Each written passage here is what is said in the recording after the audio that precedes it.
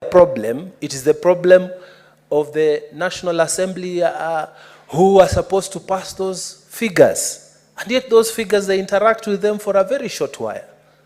Mr. Speaker, there is a problem in that Treasury. And if this revolution or these demonstrations or these questions that are being asked are not focused on changes in that Treasury, Mr. Speaker, the youth will not have had their answers. Mr. Speaker, that Treasury, there are people who have stayed there all their lives.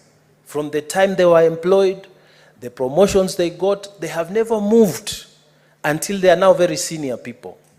The way they made the budgets in 1980 is the way they want to do the same way they want to do it in 2024.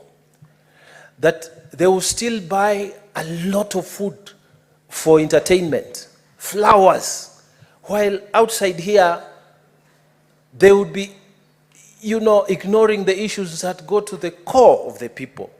So, Mr. Speaker, I believe that there is a need to look at that Treasury, Mr. Speaker.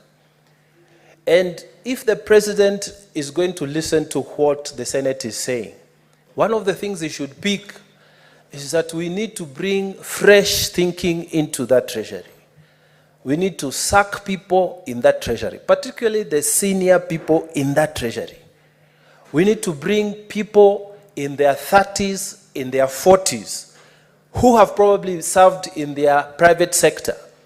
People who are coming out to think differently, people who will process these figures that are brought to members of parliament rather late on time. People who will be given that authority to do what needs to be done to this country. Mr. Speaker, we have a central bank, again, that thinks the same way it was thinking years ago. The same stuff, they were there years ago. Young people are not getting opportunities in those areas, Mr. Speaker.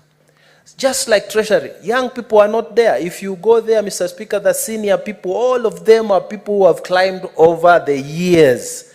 There's no fresh thinking. There are no new ideas.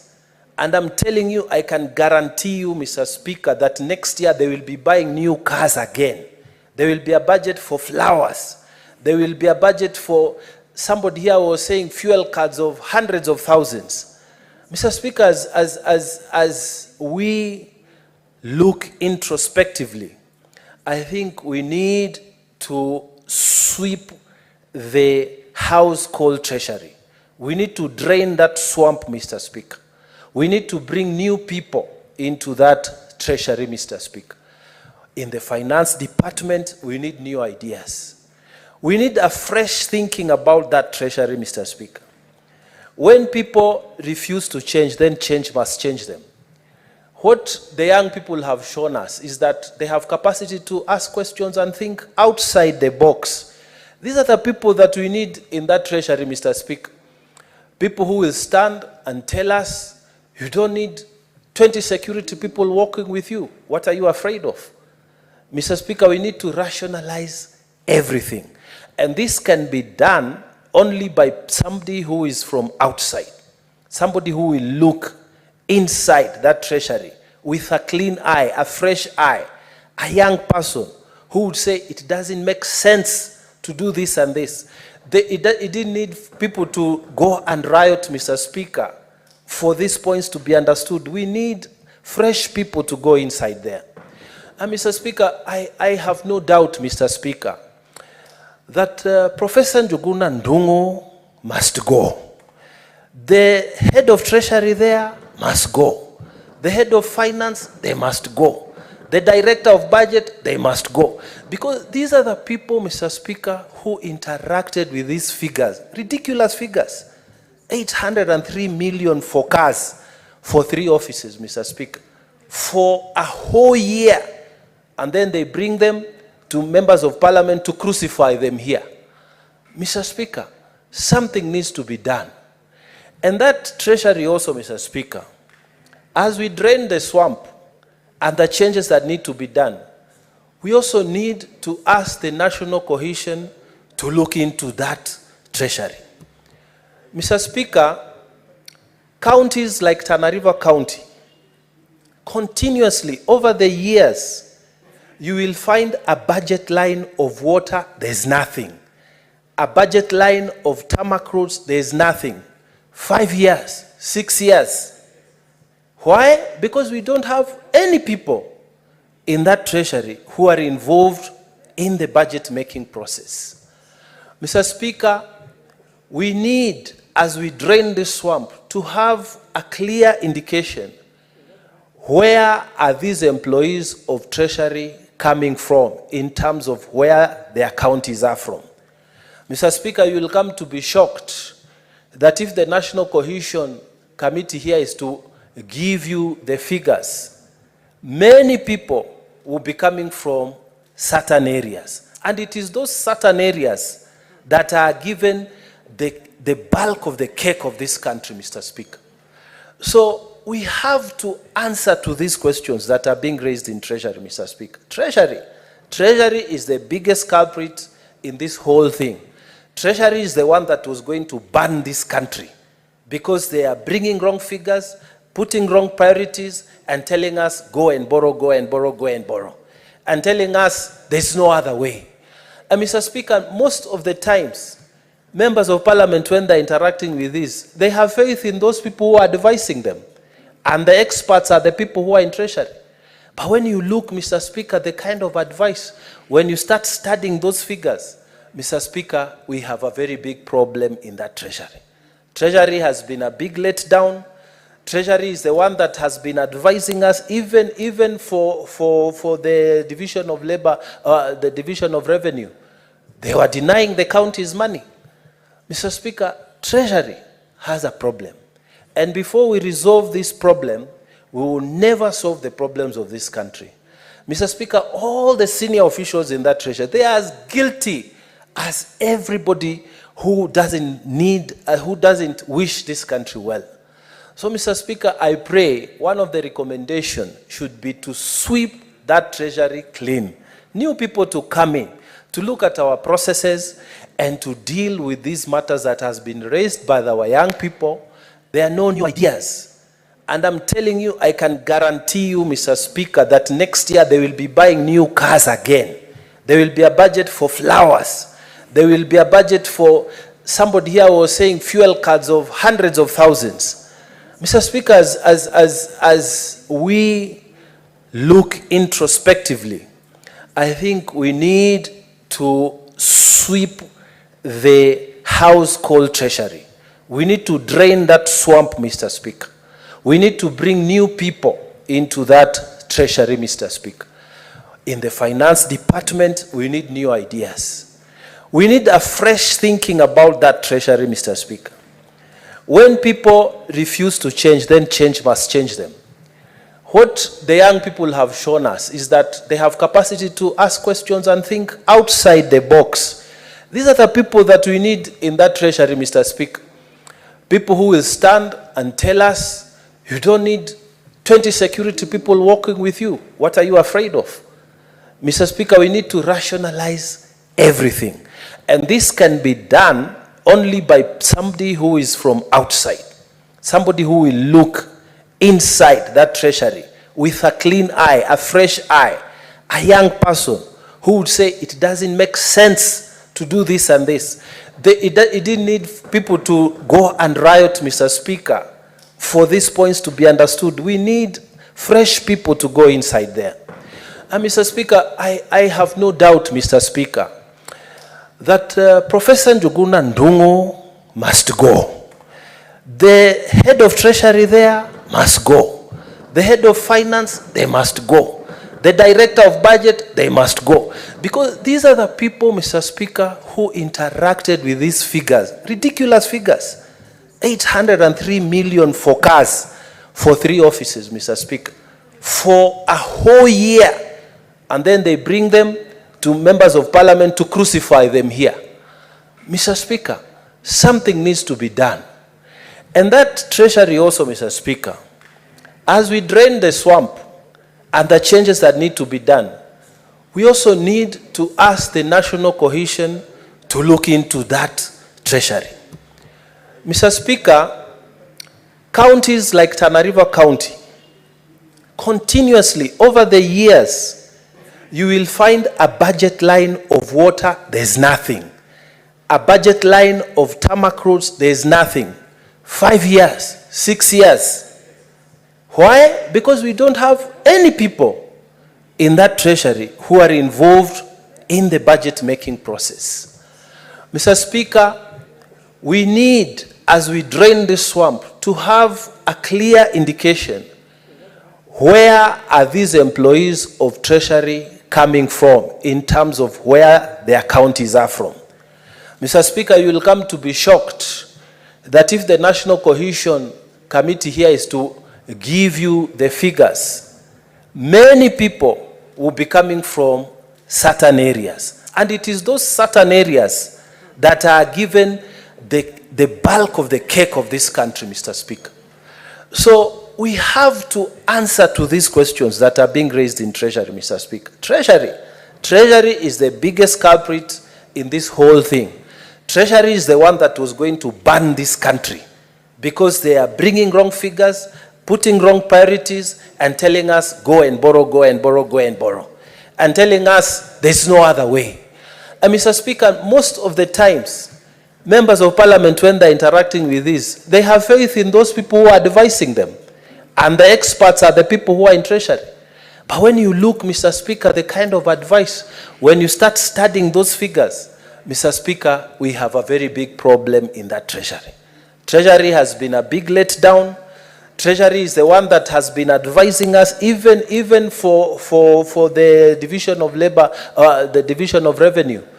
They were denying the counties money. Mr. Speaker, Treasury has a problem.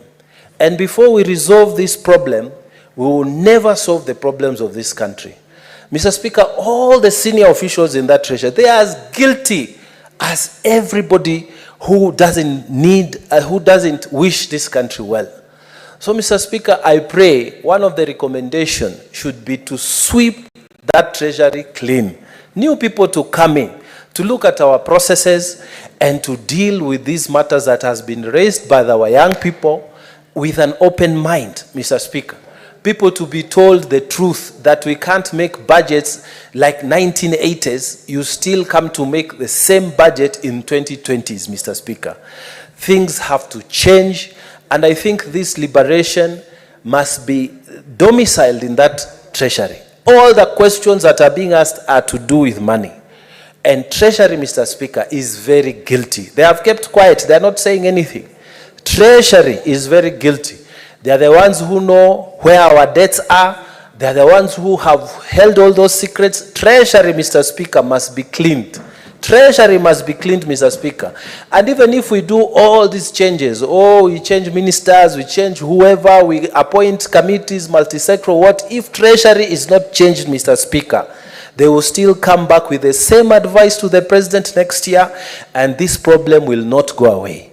So I laud the young people for fixing their eye and focusing on the questions of money to define the third liberation. My appeal is that they shouldn't go to the extent of being blamed again because of destruction of property and killing, and the killings that come with the resistance and everything. What should happen is let them focus the questions they have risen about Treasury, Mr. Speaker. Treasury. The changes must, from central bank, I know they have security of tenure, but we make these laws, we can make them again. The governor, his deputy, the deputy directors, all the central bank, it needs to be drained. The CS Treasury, the deputies, and everybody, they all need to go, Mr. Speaker. We need new people who are dealing with things with new eyes. If we don't fix the Treasury, Mr. Speaker, this third liberation will have failed. And we will have let down our people, our young people who are in our houses, because all of them are asking the same question. Treasury. What can we do to clean this treasury? And Mr. Speaker, we need a fresh start. And I would be one of those people who would be so happy to see changes happening in that treasury, Mr. Speaker. You can't have people staying in the same ministry 20 years. What do we expect? They will bring us the same budget they were doing in 1990. The same thinking they were having in 1980. It's the same thing they will come to tell us, and they will come there with figures, and you don't know. You cannot look at a 40-page document within 1 week and make very good suggestions. You'll be told, oh, that road of yours is there, that bridge is there, so support this document. And that's what people do. Unfortunately, Mr. Speaker, they take the blame, while Treasury, Mr. Speaker, are the ones who know what is happening. Mr. Speaker, we need to focus and I hope the people will make suggestions, and this Senate, as we summarize what we are presenting as our thinking, the question of Treasury, Mr. Speaker, will be central, because these are the people who have been letting us down, Mr. Speaker.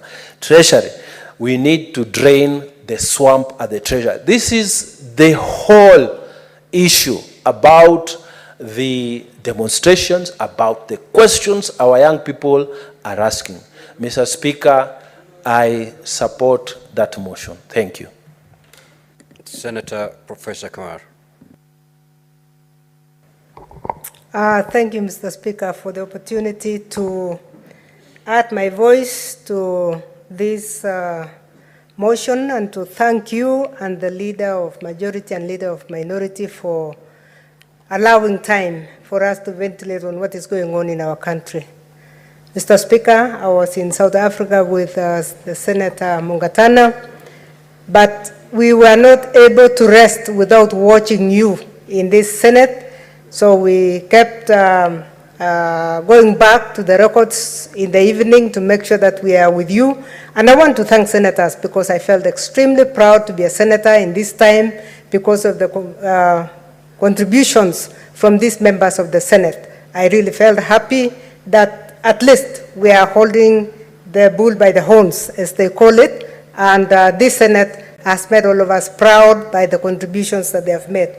Mr. Speaker, I will not therefore repeat some of the things that have been done. I will just capture a few areas. I'm a member of the Education Committee, and I will touch something on the education, the issues that were highlighted by our youth. But before I say that, Mr. Speaker, I want to condole with the families that lost their loved ones in this demonstration, and pray that God gives them peace and comfort at this very difficult time.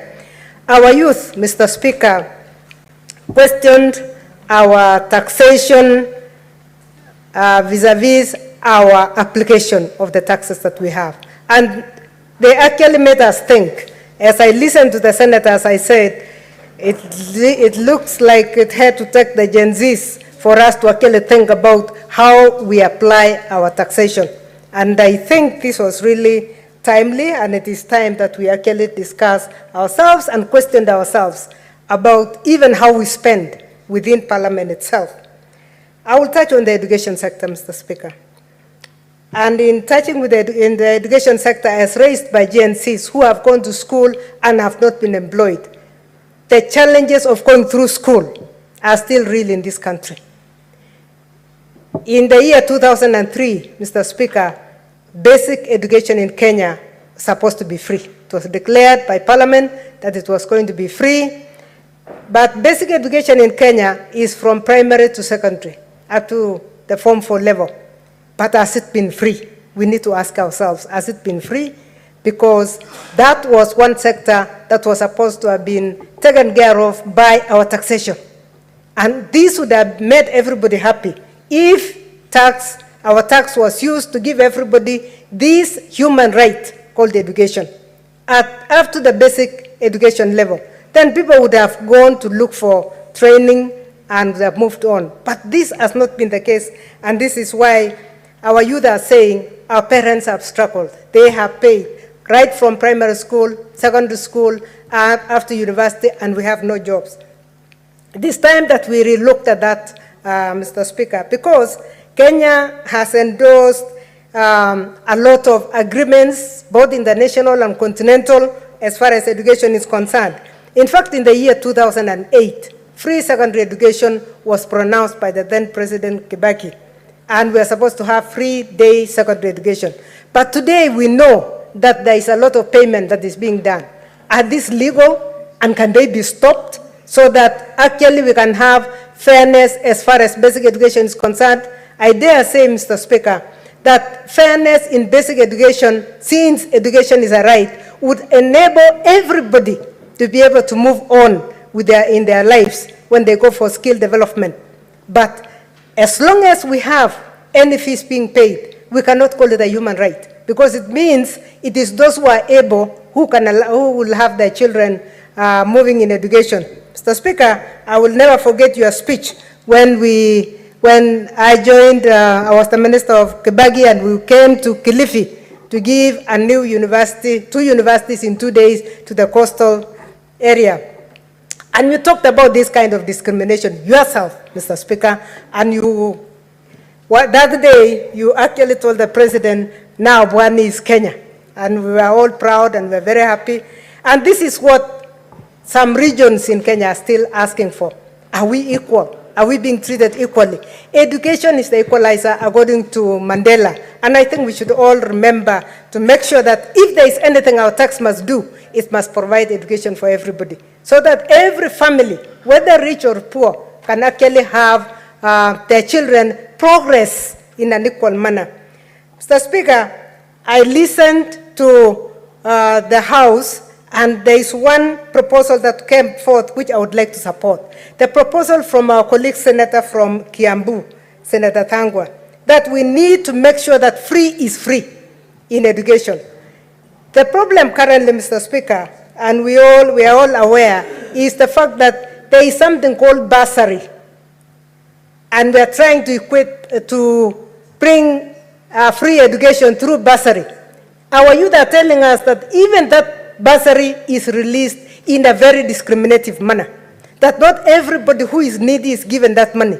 In our days, bursary belonged to what we said were the people who were not able, and anybody who was able was not given bursary. But these days, nobody knows who gives the bursary.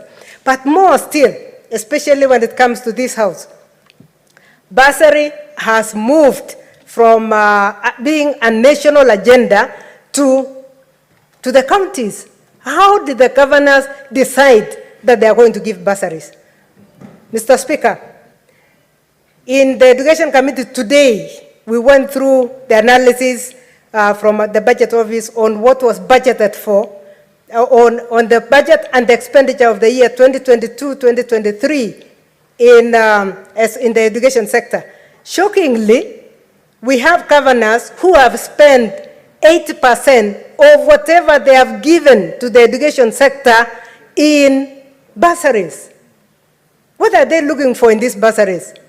We asked ourselves, and I'm going to bring a motion to this House so that we ventilate on that. Because if the education sector, whatever education was devolved in the Constitution, which is the early childhood education and vocational technical training sector, if those sectors are not funded because we want to give bursaries to the tune of 80%, or even there was an 85%, one county gave 85% for bursaries, duplicating what is going on in the national government, it then means that we are not even able to take care of the sectors that have been devolved.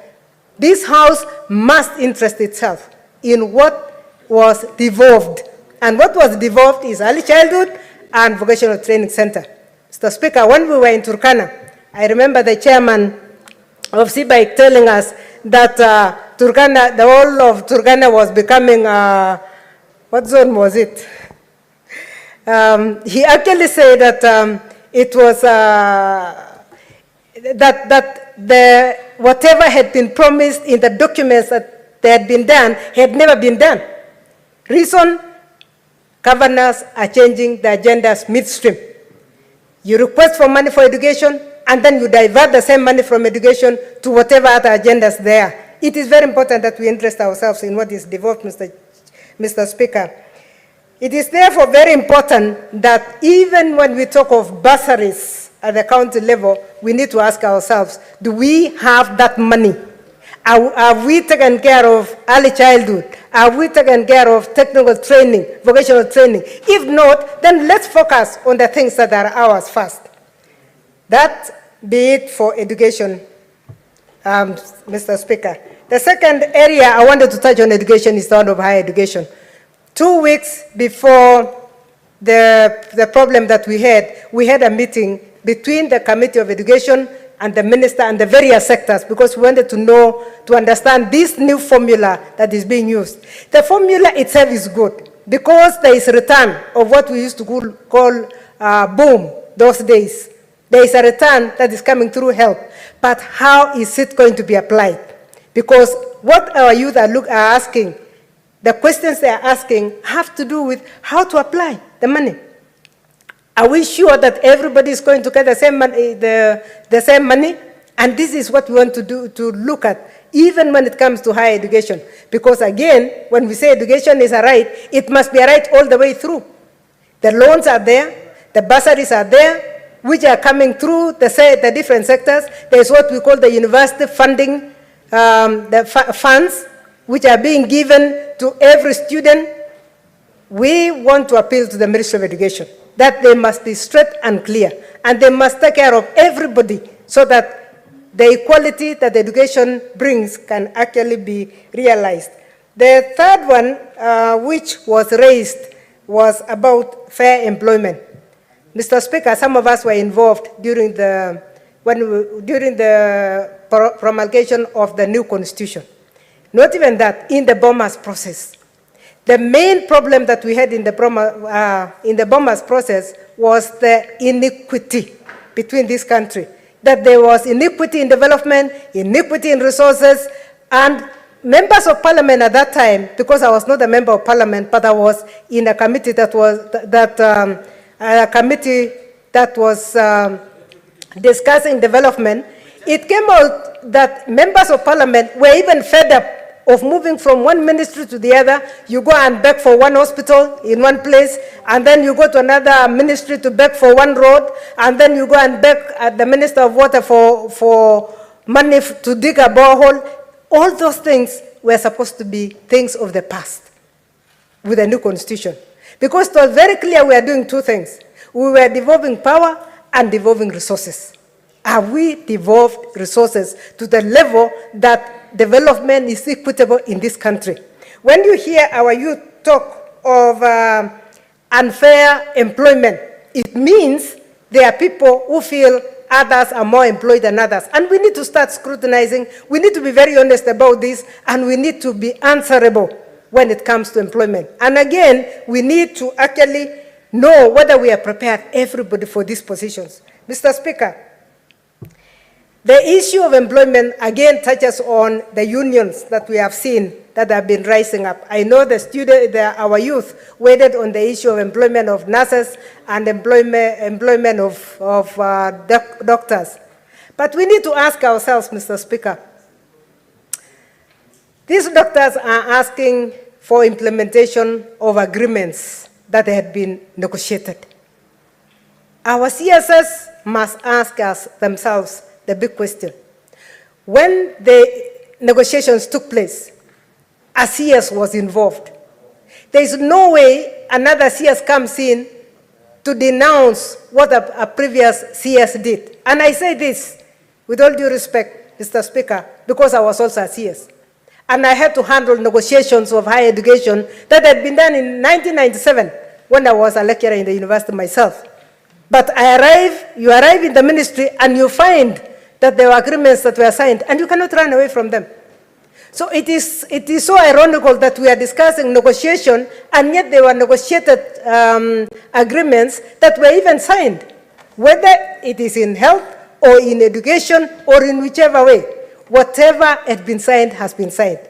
It's not helpful, Mr. Speaker, to have our medical doctors sleeping outside Afia House as they are doing right now. We don't have doctors in hospitals. We don't have doctors in our medical centers at the county level. So why are we leaving professionals to beg for what is rightfully theirs if that signature was done? Mr. Speaker, it is my belief that whatever savings government is doing, and I'm so appreciative that the president himself has said he is going to cut down, and make savings. Whatever savings they make, the first thing is our health. Because health is another right that we cannot run away from. And it is very important that we have these doctors recruited. We cannot run away from the fact that this was agreed. The only thing we can do is to renegotiate for the future, but not for the current president. I would therefore like to ask our sister CS of health that there is no need to fight a war that eventually we lose.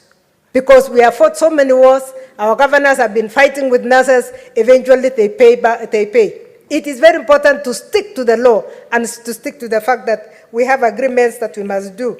So as our youth are raising the same, we are not going to wait for the same youth to go to Avia House to make demands that we already know. It is very important that now that we have opened our minds, and they have opened our minds to the fact that the realities are before us, that we deal with those.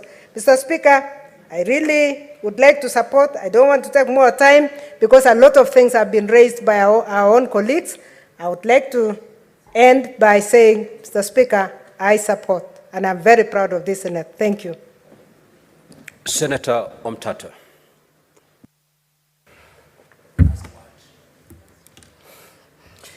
Mr. Speaker, sir, I thank you for the opportunity to speak to this very important motion. And as I rise to speak, Mr. Speaker, sir, I first of all send my condolences to the families that lost loved ones. I also look at those who have lost livelihoods, those who have been maimed. And I'll hear this voice, the blood of the innocent, that is crying out for justice on our streets. When in 2011, a group of Kenyans, including myself, peacefully occupied Jogoo House and evicted Professor Ongeri, demanding that he accounts for 4.6 billion shillings that had been given to free primary education, the worst that was done to us is that non-state actors were hired to come and splash human feces that has been made into a sludge. We were covered in human feces. When we did not budge, they sent a contingent of the JSU. After about 3 days, they arrested us.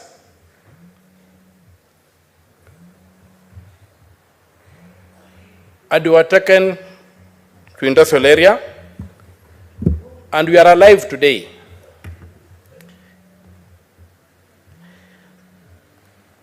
After the president, and by the way, and the courts acquitted us, I should say that.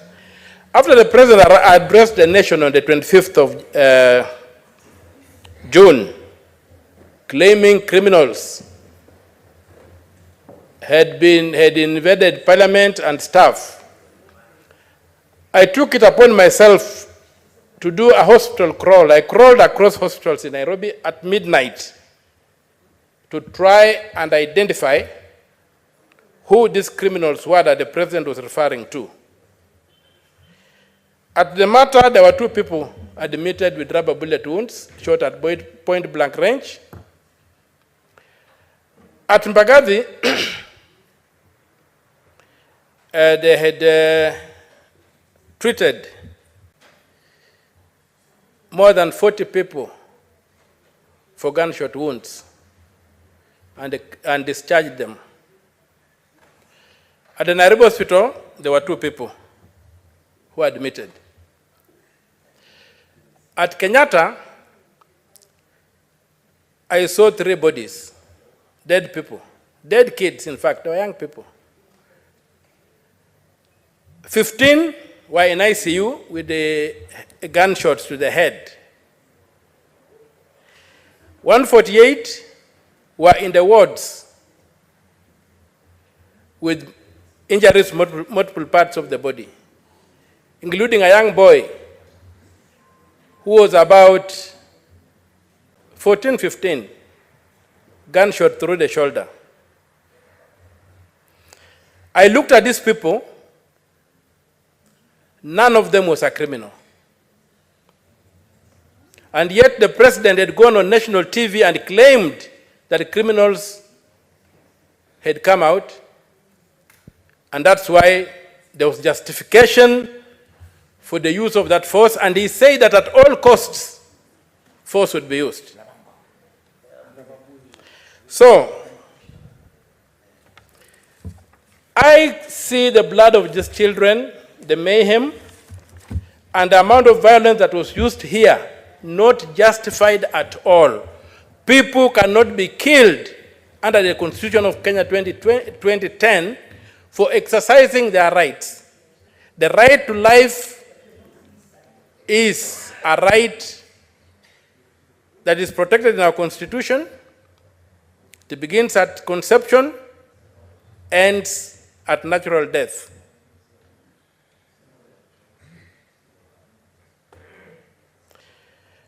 One thing, during the operations, I've been to very many street demonstrations. The first thing that I noticed was out of character was the command structure of the police. I was able to identify some policemen walking alone, not accompanied. And I began wondering, is there a command structure? That was in the morning. So the question was, how was the police operation planned and conducted? Was there a central command? Who were the field commanders? Who were the sector commanders responsible for each section of the streets? And how have they accounted for the deaths and injuries that happened in areas under their command? How did armed men, for the many times I went on the street to demonstrate, there could be there could be policemen in civilian clothes, but they were never armed. They could participate in an arrest, but I have never seen a person dressed in civilian clothes shooting at the public. I've never seen it. Was this a militia? And to whom does it answer? How did these armed men get to join uniformed police? Do the police standing orders, do the force orders allow for that? How many police officers were issued with live bullets? And have the bullets been accounted for?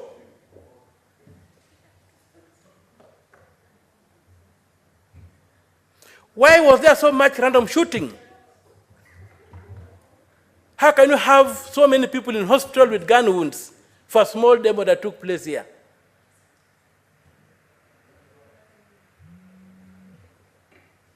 What was the president trying to justify? And can he get away scot-free from claiming there were criminals when he can't produce one criminal who was shot dead on our streets?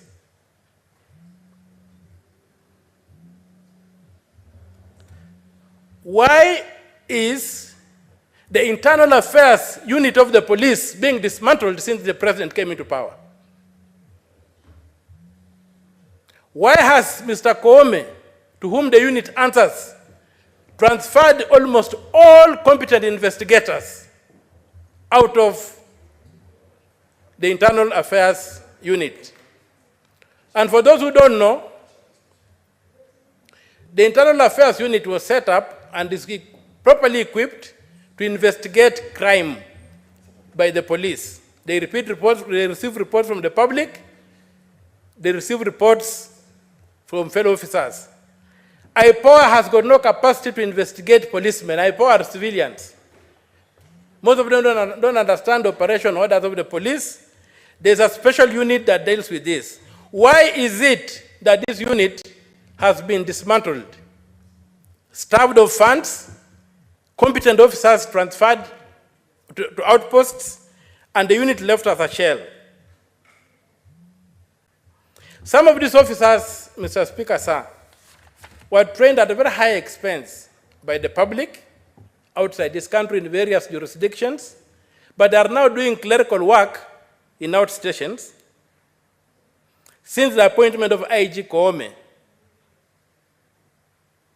Such that right now, as we speak, there is no capacity in the police to investigate what happened on the streets of Nairobi.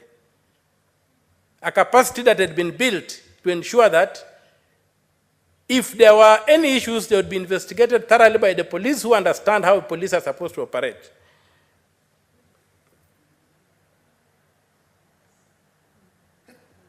Now, the blood of these children who were killed is crying out for justice. Some were killed in this hallowed house. The young man who was making fun in the National Assembly, Mr. Speaker, sir, why did that young man have to be shot dead? We cannot sit here and discuss these niceties that we are discussing here, complaining and not making a case, yet people have buried children whose only crime was that they went out to say that this country can be managed in a better way. If there's anything that this House can resolve to do and still retain its dignity, is to demand for justice for these kids. We have no other business. Because this country cannot be run the way it's being run.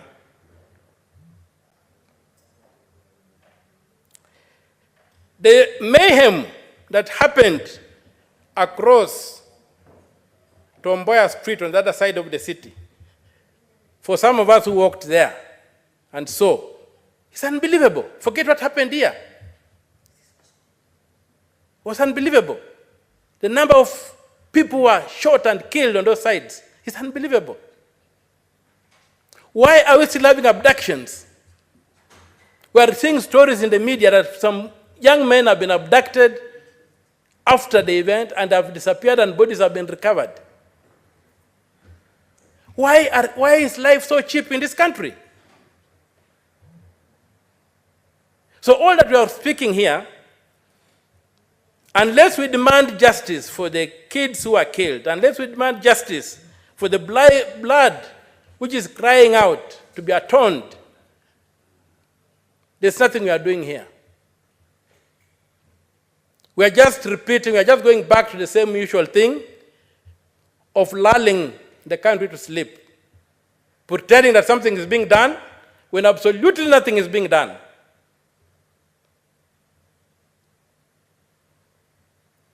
President Ruto claimed on national TV that there were criminals. Can he produce a single criminal who was involved in this business? He has a better intelligence than we do. Can he point out to among those dead people, can he isolate one person who was a criminal that his security forces were justified to kill? This is not how to run a country. You can't brand citizens criminals and kill them and say you are going to do it at all costs. What makes him think that his life is more precious than that of the fellow on the street? If we have to do anything, we must demand accountability for that blood. We must demand that President Ruto produces the criminals he claimed invaded parliament, if they are not citizens. President Ruto must tell us who are these people in civilian and how come that civilians were mingling with armed police, with the uniformed police and shooting people.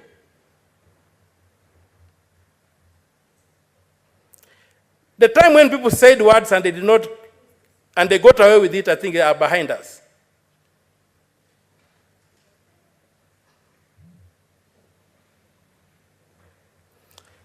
We are talking about the Gen Z. Not all the Gen Z are educated. Not all the Gen Zs are, there were got Gen Zs who came out, who dropped out in class 8, who didn't get an education. And I think about 60% to 70% of the Gen Zs are people who are already dropped through the cracks. And they all came out. People have said that these people are banning schools. I would challenge anybody to tell me where in Kenya was a school burnt. No school has ever been burnt in Kenya. And I will repeat it, no school has ever been burnt in Kenya, because what I have seen, because a school is not a dormitory. When these kids were burning dormitories, what statements were they making about this governance of this country? I have never seen a situation whereby kids have burnt books and burnt classrooms. Why is it that all the burning was about dormitories? What statement were they making? Were they crying out for justice? Then you come to say that schools were burning. Not a single school has ever been burnt in this country. Or I'm not aware, but what I've seen is that the dormitories have been burnt in schools, and I know we have got schools that don't have dormitories, but they are still schools. So why were the kids burning the dormitories? We saw another terrible thing happening the other day on our streets. Doctors sleeping outside in the cold, trying to enforce a CBA. Such an important human resource wasting away when we have in a country where people are dying for lack of medication, for lack of attention. And it cannot be true that there's no money to pay these people. You just need to read the reports of the Auditor General, and you'll see that this country is being looted dry. So these people should be employed.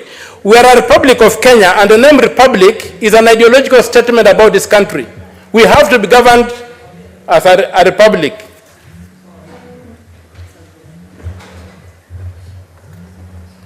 We must be governed as a republic. We are not a kiosk. We have a constitution that says how power should be acquired in this country. And that power, when we have elections, why do people go to Bomas when the constitution says that elections must terminate at the constituency? The next presidential election must end at the constituency for matters to be proper.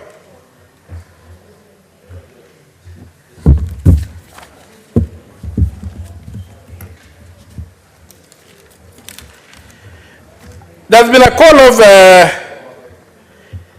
other things. I hear I don't know if the cabinet has been dissolved or stuff like that. That is like putting balm on a wound. What we demand, or what I personally think is ready to happen, is that the entire Kenya Kwanza administration, led by Mr. Ruto, must vacate power.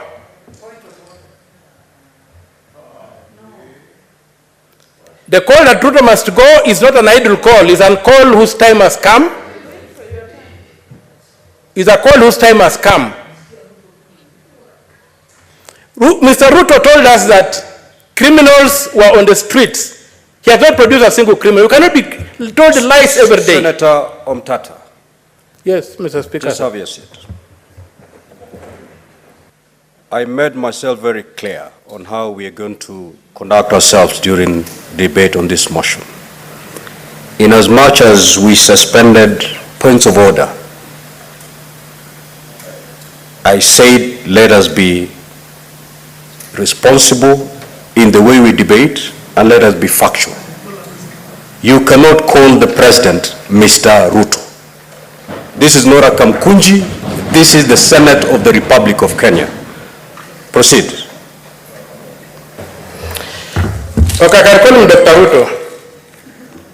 And President Ruto. I'm finishing. Dr. Ruto, His Excellency the President. Proceed. But he never ceased being a minister, so all those titles apply to him, if my English is correct.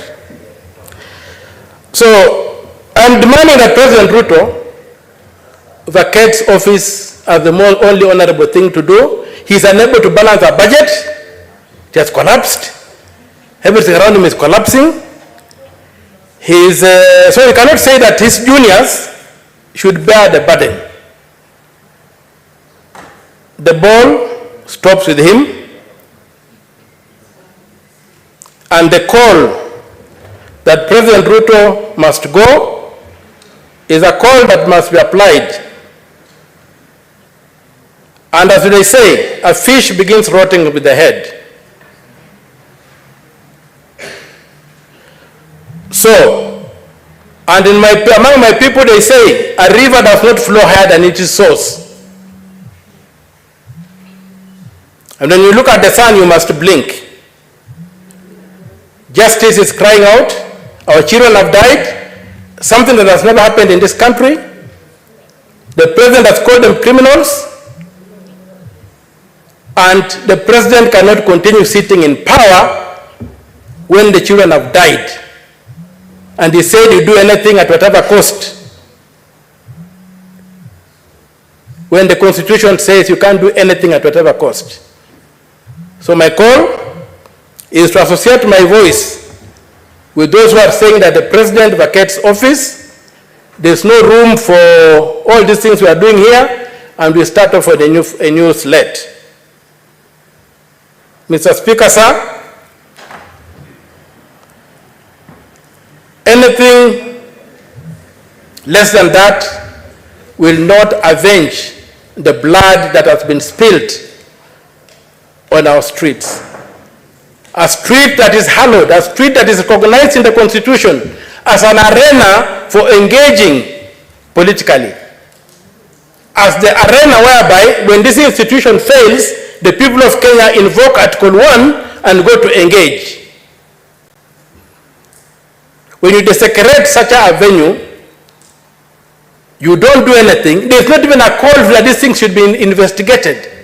Instead, they're trying to say that we go and have dialogue to assuage, to see how to distort what is happening, to do whatever, to see how. I just look at these people like prison guards who are fighting for who becomes the chief warden. Then they learn that there's a prison break. So they all forget about what they are fighting for. They say the first thing we must do is to ensure that this prison is not destroyed. Because their business is the prison. Their business is to keep the people in the prison. So they are now coalescing, forgetting about the fight they were having, who becomes the chief warden. Now they are saying the prison must be kept intact. We are not going to allow that. This country has moved. The government that has to govern this country must govern by law. And Mr. Speaker, sir, I reiterate my words that if really the president values this country, he should do the honorable thing, fall on his sword. President Ruto, fall on your sword and retain, if you have to retain in order. And retain in. Well, 1 minute, you wind up your thoughts, Senator Mtata. Just 1 minute. Mr. Speaker, thank you. What I was saying is that, like in the old days of the Roman soldiers, when they felt that they had brought dishonor to the country, and they were even, the dishonor was so bad that they could not even let another person kill them, they fell on their swords and died. That's the only way they regained their honor. And the only way Ruto can regain in honor is for him to fall on his sword and let the Kenya Kwanza administration die, so that Kenya can have a new beginning. With those few remarks, Mr. Speaker, sir, I thank you. At that juncture, we will defer that motion and proceed to the next order. Clerk, kindly call the next order. Order number 9, motion, approval of sittings of the Senate to be held in Busia County.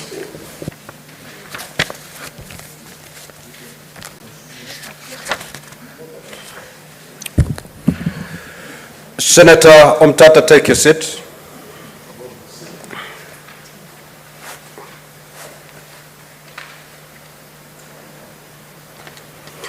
Now, honorable senators, we had concluded debate on this particular motion. I will therefore proceed to put the question. That aware that the Senate of Kenya is established under Article 93 of the Constitution and its main role as set out at Article 96 is to represent, serve and protect the interests of the counties and their governments. Further, aware of the critical role that the Senate plays in the interlinkage between the national and county levels of government, and the need to enhance the interaction between the Senate and the county governments as a means of bringing the Senate closer to the counties and the general public, acknowledging the success made during the sittings of the Senate outside Nairobi, held in Uasin Gishu, Kitui, and Turkana counties in September 2018, 2019, and 2023 respectively.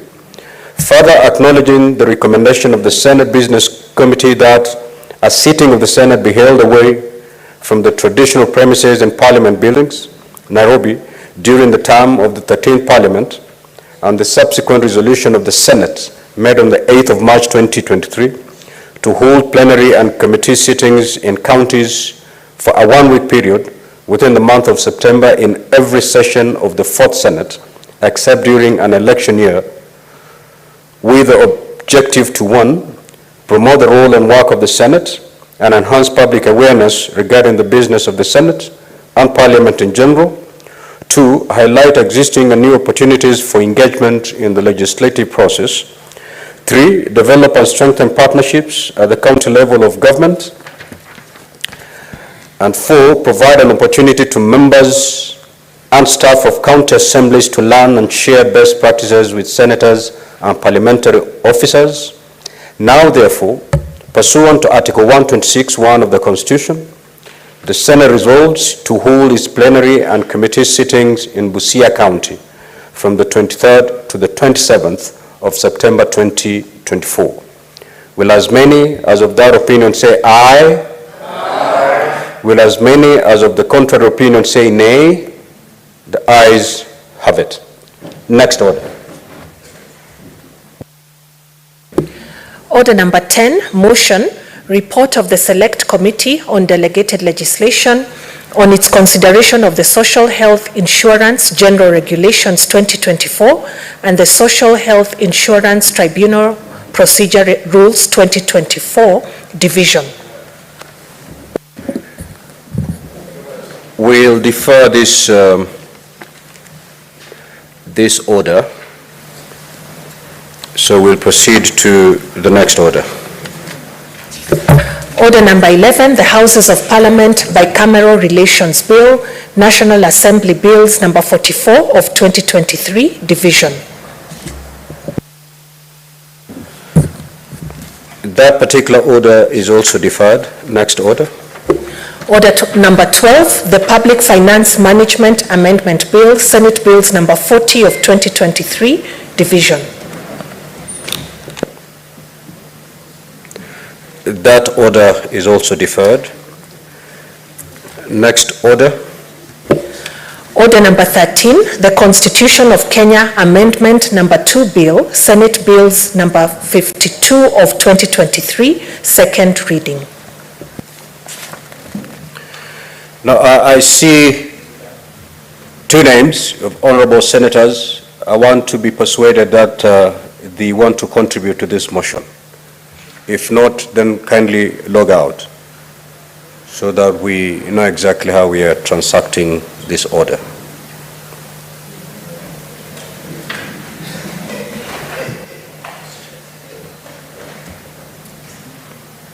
That order is deferred. Proceed to the next order.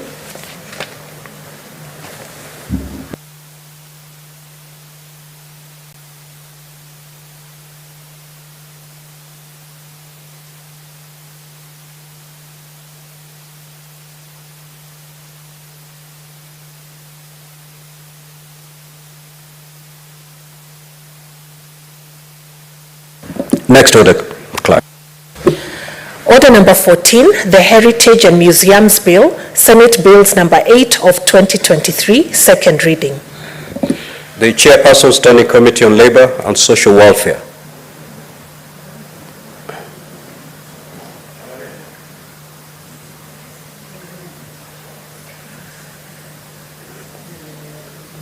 That order is deferred. Next order, clerk. Order number 15, the Agriculture and Food Authority Amendment Bill, Senate Bills number 13 of 2023, second reading. Honorable Senator James Murango, the Chairperson, Standing Committee on Agriculture.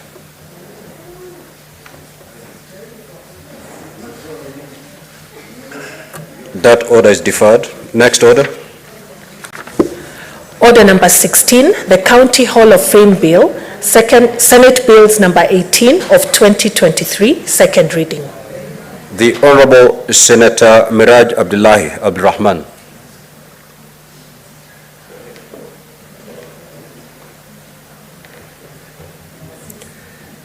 That order is deferred. Next order. Order number 17, the Rice Bill, Senate Bills number 19 of 2023, second reading. Senator James Murango, the Chairperson, Standing Committee on Agriculture.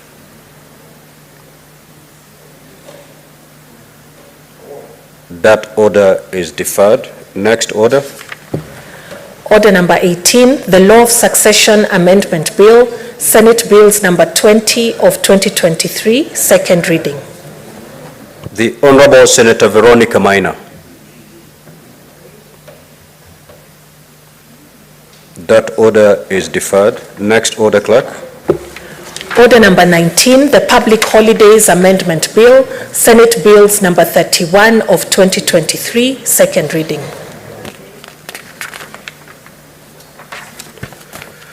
Senator Karungo Thangwa to move.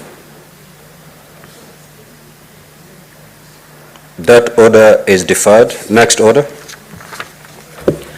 Order number 20, the County Assembly Services Amendment Bill, Senate Bills number 34 of 2023, second reading. Senator Mohamed Chute. That order is deferred. Next order.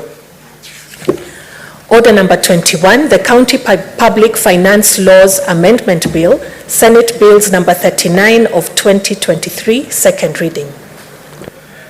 The Honorable Senator Kathuri Murungi.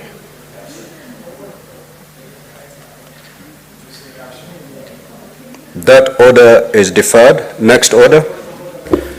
Order number 22, the Street Vendors Protection of Livelihood Bill, Senate Bills number 41 of 2023, second reading. Yes, Senator Mungatana, what is your intervention? Sorry, Mr. Speaker, I beg your pardon because I was misreading that it was the one for Senator Okenyuri, and I thought you had mentioned Kaduri. So I was just wanted to bring to your attention. I apologize, Mr. Speaker. Senator Esther Okenyuri.